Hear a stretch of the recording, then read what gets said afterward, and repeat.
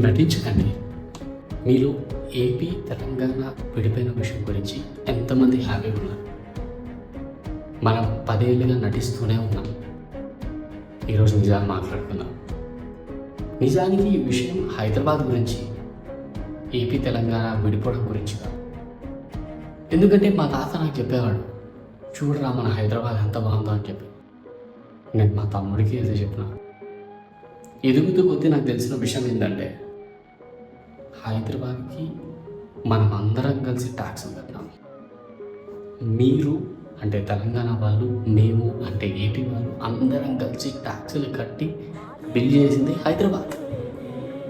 కానీ సడన్గా ఒకరోజు మీరు వేరు మేము వేరు, హైదరాబాద్ మాది అన్నారు. నేను చాలా చిన్న టైంలో నాకు అర్థం కాలేదు, ఏంట్రా ఇది ఏమవుతుంది ఇక్కడ అనుకున్నా. ఇప్పుడు చూస్తే దానికి ఆన్సర్ అని చెప్తాను. మన ప్రభుత్వాలు అలానే ఉన్నాయి. మనకు క్యాపిటల్ లేదు. మన వాళ్ళేమో కులాల మతాల గురించి రాజకీయాలు చేసుకుంటూ కూర్చుంటారు. దానికి ఆన్సర్ ఎవరు చెప్తారు?